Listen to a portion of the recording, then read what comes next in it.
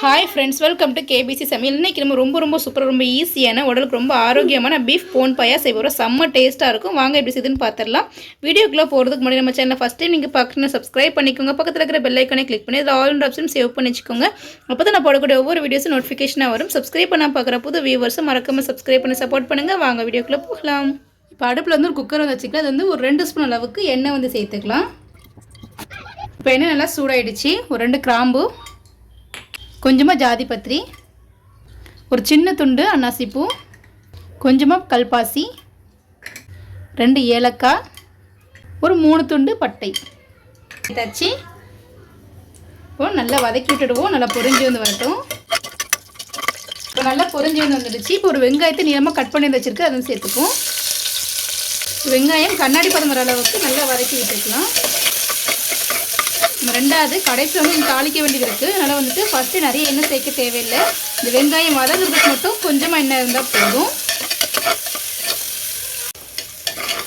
வெங்காயத்தை கண்ணாடி பதம் அளவுக்கு வதக்கி விட்டாச்சு.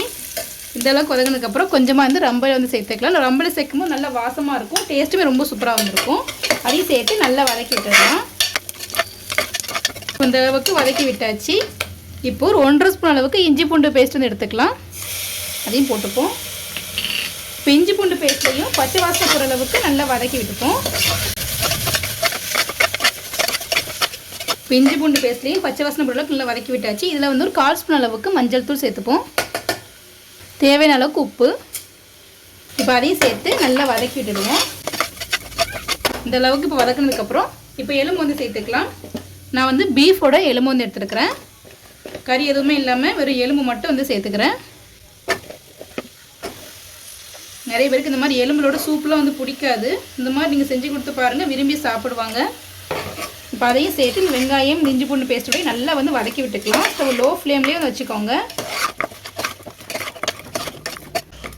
இந்த மாதிரி எலும்பு வச்சு பாயா சூப் இந்த மாதிரிலாம் செஞ்சு அடிக்கடி செஞ்சு சாப்பிட்டு வாங்க. இடுப்பொலி கை கால் வச்சுலாம் ரொம்ப நல்லது.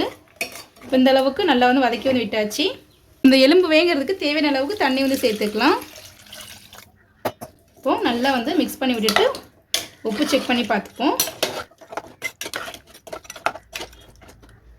இப்போ உப்புலாம் வந்து கரெக்டாக வந்துருக்கு. இப்போ குக்கரை மூடி ஒரு 8 விசில் போட்டு வந்து எடுத்துப்போம். இப்போ ஒரு 8 விசில் வந்துருச்சு, திறந்து பார்க்கலாம். இப்போ எலும்பு எல்லாமே நல்லா சூப்பராக வந்து வெந்து வந்துடுச்சு. பாருங்கள், பார்த்தாலே தெரியும். இப்போ இது ஓரமாக இருக்கட்டும். இப்போ தாளிச்சிக்கலாம். இப்போ அடுப்பில் வந்து ஒரு சின்ன கடாய் வந்து வச்சுருக்கிறேன். இதில் வந்து 2 ஸ்பூன் அளவுக்கு எண்ணெய் வந்து சேர்த்துக்கலாம். இப்போ எண்ணெய் நல்லா சூடாயிடுச்சு. ஒரு 1/4 ஸ்பூன் அளவுக்கு சீரகத்தூள் சேர்த்துக்கலாம்.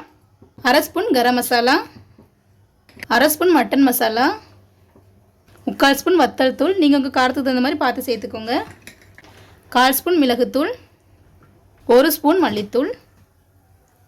இப்போது நல்லா வந்து வதக்கி விட்டுடுவோம். ஸ்டவ் லோ ஃப்ளேம்லேயே வச்சுக்கோங்க. நல்லா வாசனை வர அளவுக்கு வதக்கினா போதும். ஸ்டவ் ஹை ஃப்ளேமில் வச்சிட்டிங்கன்னா மசாலா எல்லாமே கரிஞ்சிரும். லோ ஃப்ளேமில் வச்சுக்கோங்க. நம்ம இந்த மாதிரி ஃபைனில் வந்து தாளித்து ஊற்றும் போது அவ்வளோ வாசமாக இருக்கும். டேஸ்ட்டுமே ரொம்ப சூப்பராக வந்துருக்கும். இந்த அளவுக்கு நல்லா வதக்கிட்டாச்சு. இப்போ எடுத்துடுவோம். இப்போ நம்ம ரெடி பண்ணி வச்சுருக்கிற இந்த பீஃப் பாயில் வந்துட்டு வதக்கி வச்சுருக்கிறத இதில் சேர்த்துருவோம். அதை ஊற்றும் போதே அவ்வளோ வாசமாக வந்திருக்கும். இப்போது நல்லா மிக்ஸ் பண்ணி விட்டுடுவோம். நல்லா வந்து வாசமாக இருக்குது. இப்போ ஸ்டவ் ஹை ஃப்ளேமில் வச்சு ஒரு கொதி மட்டும் வரட்டும். இப்போ சூப்பராக ரெடி ஆகிடுச்சு. வந்து ஸ்டவ் ஆஃப் பண்ணி எடுத்து வச்சிடலாம். இப்போ நம்மளுடைய பீஃப் போன் பாயா ரெடி ஆகிடுச்சு. ரொம்ப டேஸ்ட்டாக இருக்கும். அவ்வளோ சூப்பராக இருக்கும். இந்த பீஃப் போன் பாயா வந்துட்டு இட்லி, தோசை, சாதம், இடியாப்பம் எல்லாத்துக்குமே ரொம்ப டேஸ்ட்டாக வந்து இருக்கும். நீங்களும் வீட்டு ட்ரை பண்ணி பார்த்துட்டு எப்படி இருந்துச்சு கமெண்ட் பண்ணுங்கள். இந்த வீடியோ உங்களுக்கு பிடிச்சிருக்குன்னு நினைக்கிறேன். பிடிச்சிருந்தா லைக் பண்ணிக்கோங்க. உங்கள் ஃப்ரெண்ட்ஸ் அண்ட் ஃபேமிலிஸ்க்கும் ஷேர் பண்ணுங்கள். இது போல் நிறைய வீடியோஸ் பார்க்கலாம். மறக்காம சேனலுக்கு சப்ஸ்கிரைப் பண்ணிக்கோங்க. நம்ம சேனலில் பீஃப் ரெசிபிஸ் நிறைய போட்டிருக்கோம். அதோட லிங்க் டிஸ்கிரிப்ஷன் இருக்கிற மறக்காம செக் பண்ணி பார்த்துக்கோங்க. ரொம்ப ஈஸியாகவும் இருக்கும். ரொம்ப டேஸ்ட்டாகவும் இருக்கும். தேங்க்ஸ் ஃபார் வாட்சிங்.